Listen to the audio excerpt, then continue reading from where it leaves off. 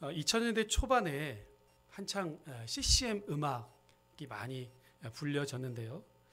그 당시에 발표되었던 재미난 노래가 하나 있는데 오늘 설교의 제목을 그 노래의 제목에서부터 제가 가지고 왔습니다. 그 노래 제목은 맛 잃은 소금입니다. 가사가 이래요. 좀 길지만 한번 잘 들어보시기 바래요. 1절이에요. 드라마 끝까지 보다 지각 예배, 스포츠 중계 보러 일찍 귀가, 다음 주는 바캉스를 떠나오니 오 주여 해변으로 임하소서. 장로님의 기도 때는 낮잠 보충, 목사님의 설교 때는 설교 비판. 하지만 축도는 받아야지. 아멘 끝나자마자 서둘러 퇴장. 2절이요. 성가대가 노래하면 실력 평가, 안 가져온 헌금 찾아 뒤적뒤적. 밥 먹을 땐 누가 볼까 눈만 껌뻑. 술 마시고 담배 필 땐 무신론자. 목사님이 몰라준다 투덜투덜. 보기 싫은 사람 있어 교회 바꿔. 그래도 헌금은 꼬박꼬박. 왜냐? 봉사하면 그 대가로 복 받을 테니. 후렴입니다. 내가 믿기 편한 방식으로 자기를 위한 예수님을 만들어내고 마음에 드는 말씀 골라 자기에게 이롭도록 해석하지. 내가 믿기 편한 방식으로 나를 위한 예수님을 만들어내니 십자가에 못 박히신 예수님은 없네. 세상의 소금이 되어 썩지 않아야 하건대 이처럼 맛을 잃은 소금이 되었으니 주여 맛을 잃은 소금처럼 버림받아 던지울 게 두렵사오니 이제라도 주님 앞에 모든 것을 회개하고 자백합니다. 주여 지난날의 생활들을 눈물로써 회개하고 자백하오니 어지러운 세상 속에 소금 되게 하소서. 혹시 기억하시는 분도 계시겠죠? 궁금하시면 예배 끝나고 한번 찾아보세요. 아주 재미있는 노래입니다. 유쾌한 가사인 것 같지만 어찌 모르게 내 모습을 고백하는 것 같아서 부끄럽습니다. 그렇죠? 너희는 세상의 소금이다. 소금이 만일 맛을 잃으면 다만 밖에 버리우고 밟힐 뿐이다 라고 하는 오늘 예수님의 말씀을 우리가 잘 알고 기억하고 있기 때문에 이 노래 가사가 그냥 마냥 유쾌하지만은 않습니다. 여러분 그런데요, 이 비유의 말씀을 잘 알지만 가깝게 와 닿지는 않습니다. 왜일까요? 우리가 먹는 소금은 유대 사람들이 일반적으로 사용하는 소금과 다르기 때문에 그렇죠.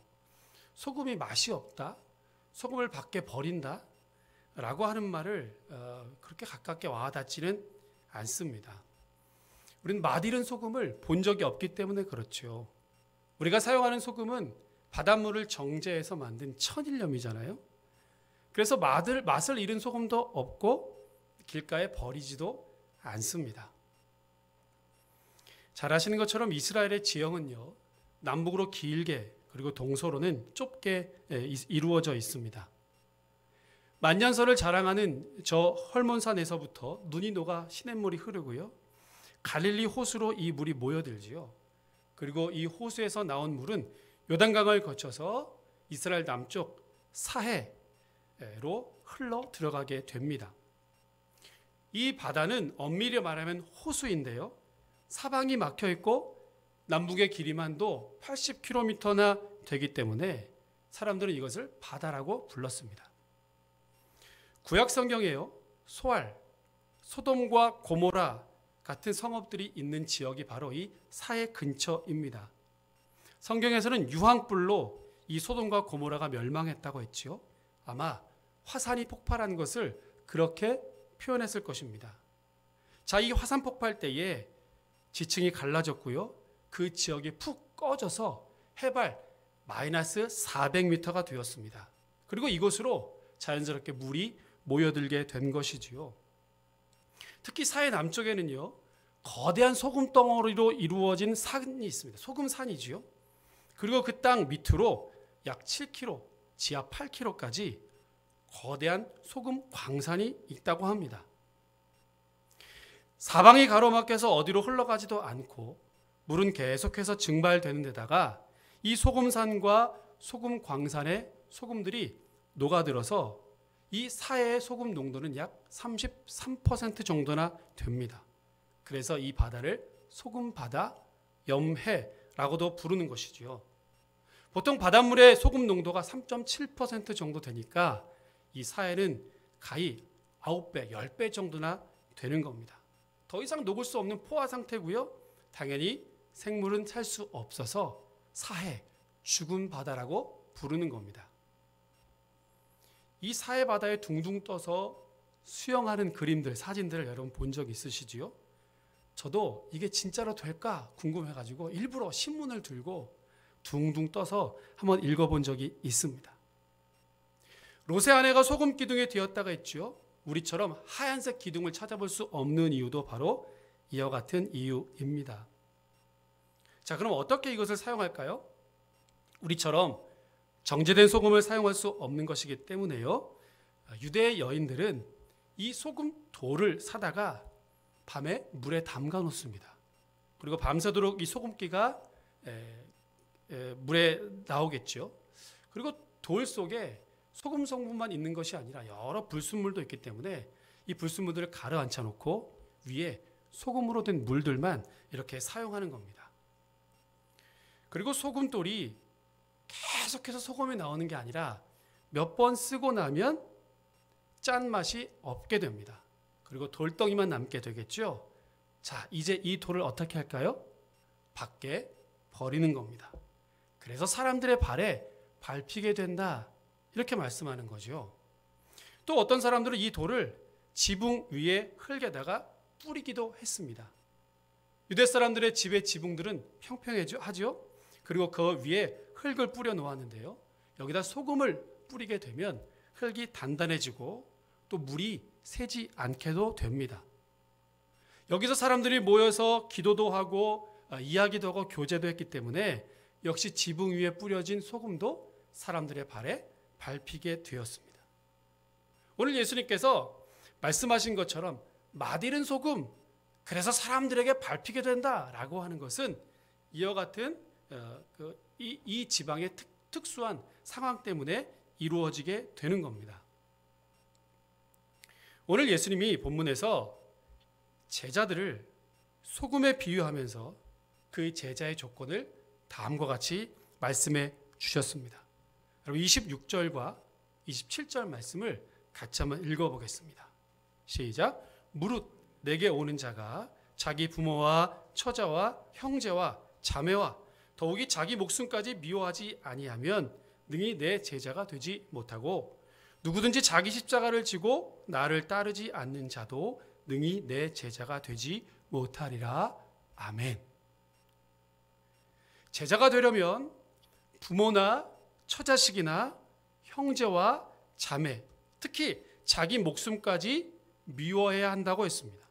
자기 십자가를 지지 않으면 제자가 될 수 없다라고 오늘 예수님은 말씀해 주셨습니다. 33절에서는요. 자기 모든 소유를 다 버려야 한다라고도 말씀해 주셨지요. 물론 이 말씀은 문자 그대로 해석하는 데에 무리가 있습니다. 자, 그럼 어떤 뜻일까요?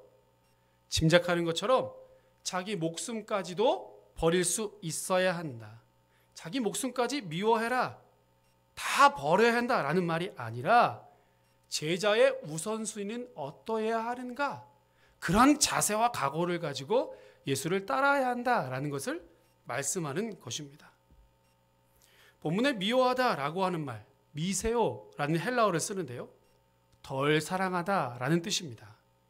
그러니까 예수님의 제자라면 예수님을 우선적으로 더 많이 사랑하고 따라가야 한다라는 뜻이지요. 예수님 외에 다른 모든 것들은 사랑하지 말아라 라는 뜻입니다. 주 예수보다는 귀한 것 없네 찬송 부르면서 보다 분명한 결단과 헌신을 각오하고 예수님을 쫓아가라 라는 말씀입니다. 여러분 아멘이시지요?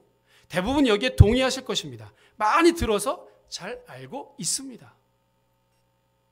그런데 오늘 저와 여러분들이 정말로 이렇게 내 모든 것을 다 버리고 따를 만한 각오를 가지고 주님의 제자의 삶을 살아가고 있는가? 라고 다시 물으면 사실 부끄럽고 자신이 없지요.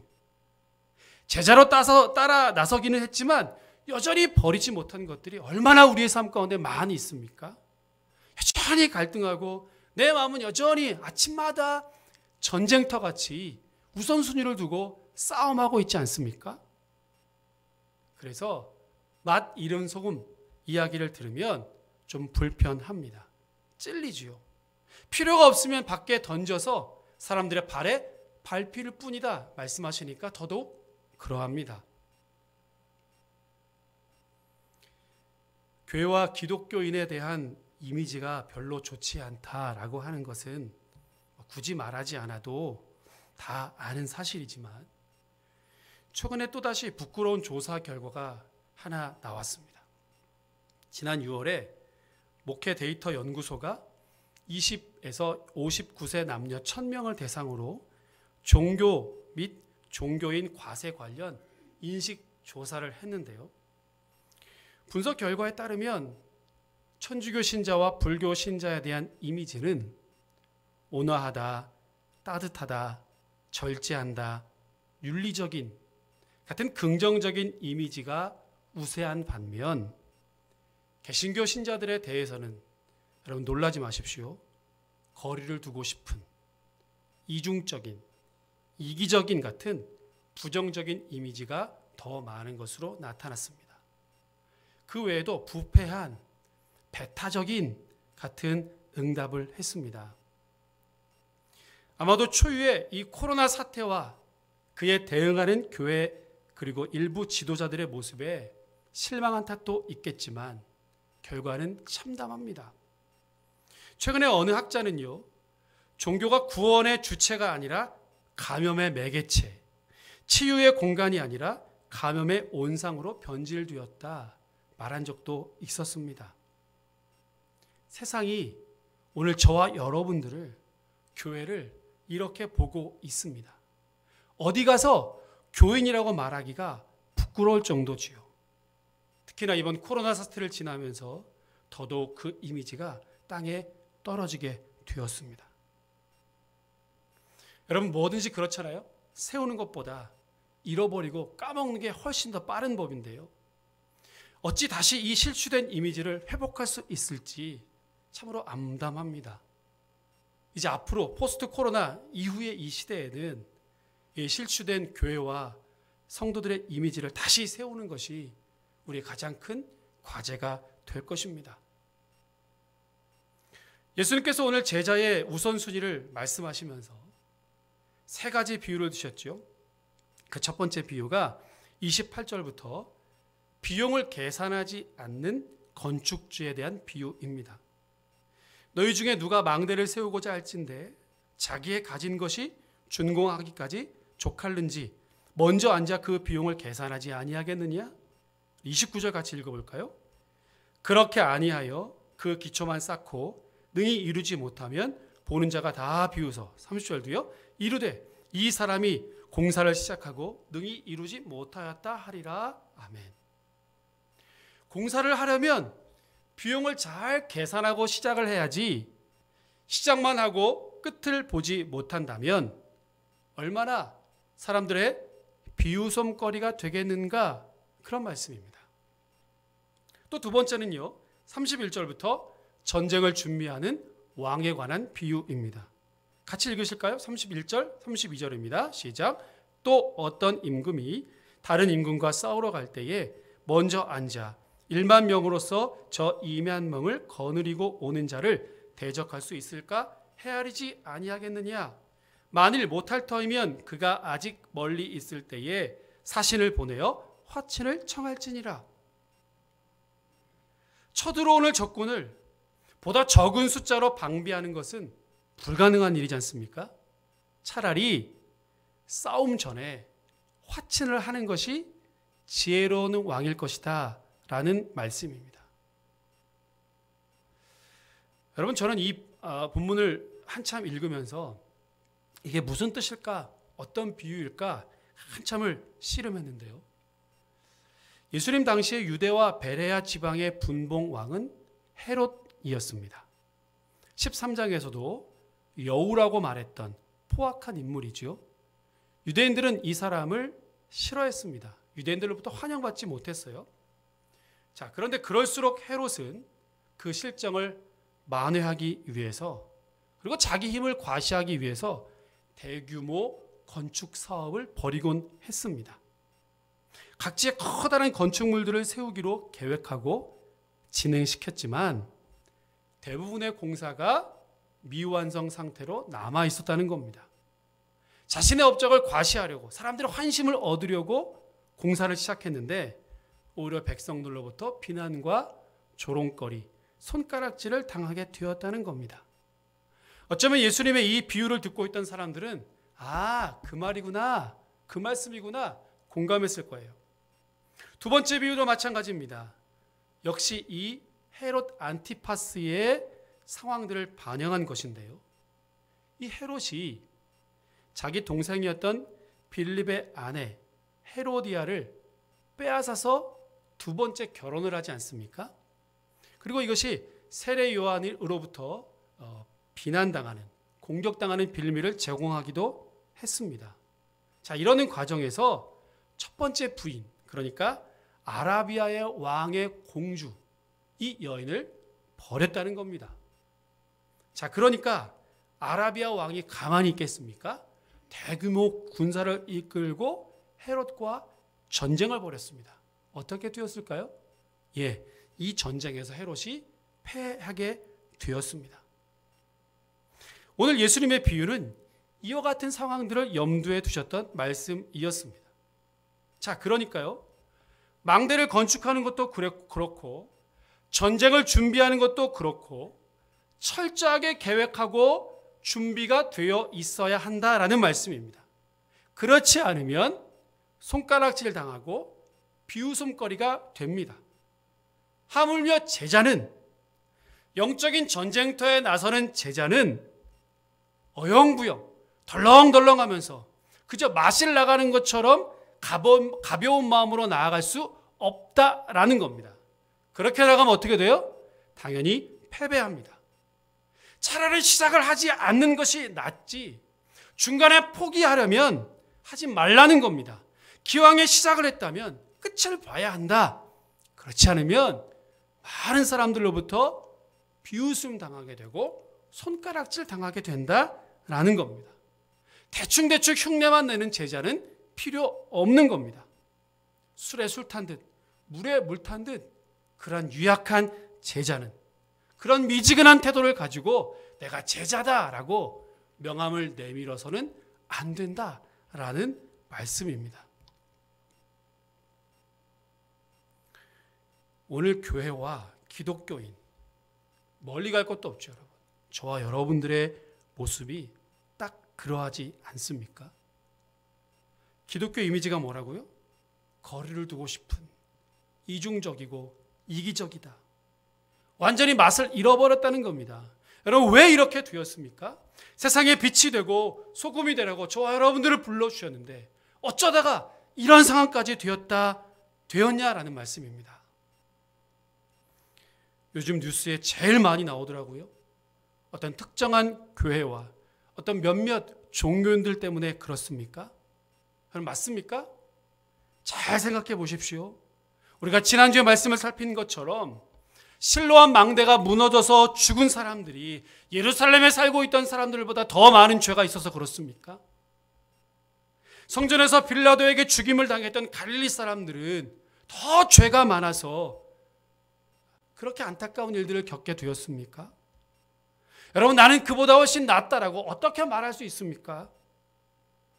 저를 비롯한 우리 모두가 그저 대충대충 주를 따르고 무늬만 그리스도인으로 겉모양만 그럴듯한 제자로 살아서 혹 그렇게 된 것은 아니겠습니까? 적당히 숨기는 데는 한계가 있는 것이고요. 그래서 우리의 부끄러운 민낯이 그대로 드러난 것 아니겠습니까? 여러분, 죄송합니다만 저들이 다 압니다. 우리가 그저 대충대충 흉내만 내르면서 무늬만 제자로 살아가고 있는 모습들을 저들도 다 알고 있습니다. 그전에는 속으로 비웃었는데 이제는 드러내놓고 우리를 비웃고 있습니다. 많은 사람들이 궁금해합니다. 저도 궁금합니다.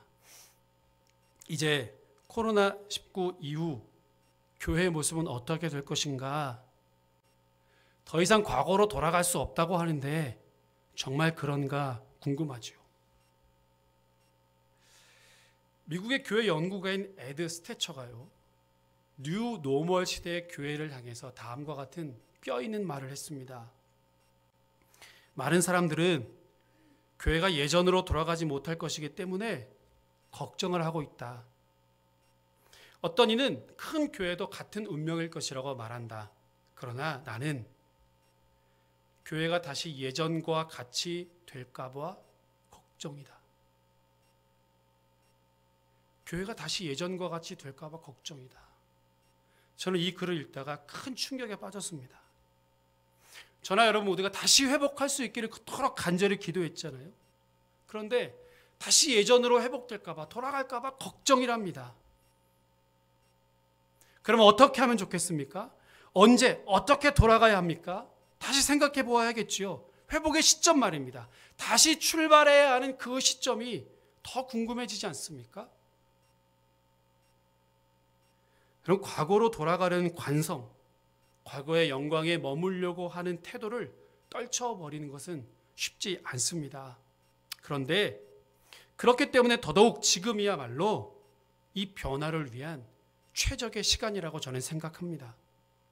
제도와 형식에 묶여 있었던 교회가 다시 새롭게 일어날 수 있는 이 기회를 이제 다시 우리 모두가 붙잡아야 하지 않겠습니까?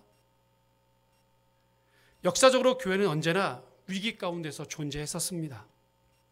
교회는 위기로부터 탄생했고 위기 속에서 성장했고요. 이 위기 때문에 확장되었습니다. 그런데 거대한 자연재해나 사회적인 재앙 같은 이 위기들이 항상 부흥으로 이어졌던 것은 아닙니다. 그래서 오늘 하나님은 저 여러분들을 다시 주님의 제자로 불러주셨습니다. 신앙은 물론이고 삶의 토대가 뒤흔들리고 있는 이 상황 가운데서 교회와 성도가 이 사회에 만족할 만한 반응을 하고 응답을 하고 대답을 주라고 오늘 저와 여러분들을 제자로 다시 부르셨다라는 말씀입니다. 여러분이 위기 시대 속에서 계속해서 누가복음을 통해서 저를 그리고 우리 모두를 제자로 부르시는 이유를 여러분 무엇이라고 생각하십니까? 왜 이런 말씀들을 계속 우리에게 주고 계실까요? 다시 돌아갈 수 있는 그 시점 말입니다. 십자가만 꽂으면 사람들이 교회로 몰려왔던 그때 말고요. 그저 성장에만 몰두해서 복음의 본질은 잃어버리고 서로 경쟁하듯 크고 화려한 건물을 지어내던 그때 말고요. 교회가 정치의 시녀 노릇하면서 적당히 비호받으면서 그게 부흥이라고 착각했던 그런 시절 말고요. 예수 믿으면 복 받는다, 만사가 형통하다, 우르르 교회로 몰려들었던 그 시대 말고 구원의 은혜에 감격하고 주님의 이름을 부르기만 해도 그저 눈물이 흐르던 그 시절 말입니다. 초대교회 성도들처럼 그럼 내가 어찌하면 좋겠습니까? 가슴을 치고 주님 앞에 엎드렸던, 내가 주님 앞에 드릴 것은 이 한 번밖에 없다고 고백하며 나를 주님의 제자로 주님 부르심에 응답하며 드렸던 그때 말입니다. 예수 몰라 죽어가는 영혼들을 바라보며 안타까운 마음으로 몸부림치던 그때로 우리가 다시 회복하며 돌아가야 하지 않겠습니까? 사랑하는 건강한 교회 성도 여러분, 오늘 주님은 저와 여러분들을 다시 주님의 제자로 불러주십니다. 다시 주님의 제자로 일어서십시다. 이제 다시 시작하기를 원합니다. 또다시 부끄러움과 비웃음거리와 조롱거리로 떨어져서는 안 될 것입니다. 중도에 포기하지 말고요. 단단히 마음 다시 고쳐먹고 주님 부르심에 온전히 응답하시는 저 여러분 모두가 되시기를 주님의 이름으로 축복합니다. 이제 절대로 이 맛을 잃어버리지 마시고 당당히 세상의 빛으로 소금으로 일어서시는 저 여러분 모두가 되시기를 주의 이름으로 축복합니다. 오늘 주님 이렇게 다시 우리에게 말씀해 주셨습니다. 이와 같이 너희 중에 누구든지 자기의 모든 소유를 버리지 아니하면 능히 내 제자가 되지 못하리라. 소금이 좋은 것이나 소금도 만일 그 맛을 잃으면 무엇으로 짜게 하리요? 땅에도 거름에도 쓸데없어 내어버리느니라. 들을 귀가 있는 자는 들을지어다 하시니라. 아멘. 우리 주님의 말씀입니다. 기도하겠습니다. 하나님 아버지, 오늘 다시 한번 우리 한 사람 한 사람을 그리스도의 제자로 불러주신 이 하나님의 은혜의 말씀 앞에 우리를 서게 하시니 참으로 감사드립니다. 부족하고 약한데 그럼에도 불구하고 주님의 제자로 불러주셨는데 이 죄악 많은 세상에 살아가며 그저 흉내만 내고 어영부영 얼렁뚱땅 제자임을 고백하며 살아갔던 우리의 모습은 혹 아니었는지 오늘 말씀을 통하여 우리의 자신을 다시 돌아봅니다.